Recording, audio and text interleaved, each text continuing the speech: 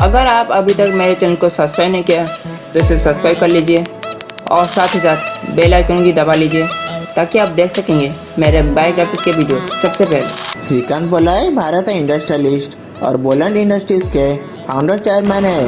वो Massachusetts institute of technology के Sloane school of management में मैनेजमेंट साइंस में पहले दृष्टिहीन छात्र थे।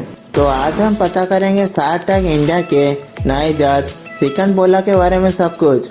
तो चलिए उनके बारे में शुरू से पता करते हैं। श्रीकांत बोला का जन्म 7 जुलाई 1921 को आंध्र प्रदेश के मछलीपट्टनम के सीतारामपुरम में एक तेलुगु परिवार में हुआ था। उनके माता पिता अशिक्षित थे। पहले बच्चे के रूप में जन्मे वे जन्म से ही दृष्टिहीन थे। बोला का परिवार मुख्य रूप से खेती पर निर्भर था। उनका बचपन संघर्ष से भरा था। बिजली नहीं थी, शिक्षा एक लग्जरी थी और उनके परिवार की आय जीवित रहने के लिए आवश्यक इनकम से कम थी।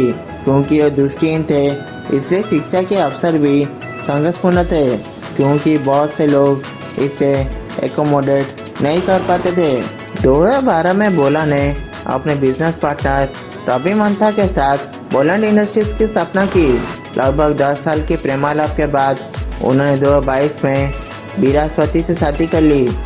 2024 में दंपति को एक बेटी हुई जिसका नाम उन्होंने नयना रखा, जिसका अर्थ है आंखें। स्कूल में लगभग 10वीं कक्षा में बोला विज्ञान पढ़ना चाहता था, लेकिन अपने दूसरी दोस्त के कारण वो ऐसा नहीं कर पाया।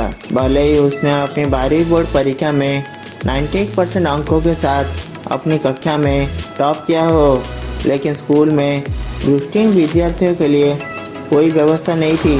बोला ने कोर्ट में केस दायर किया और 6 महीने के इंतजार के बाद उसकी दृढ़ता का फल उसे मिला जब वो जीत गया और विज्ञान की पढ़ाई करने वाला आंध्र प्रदेश का पहला दृष्टिहीन छात्र बन गया।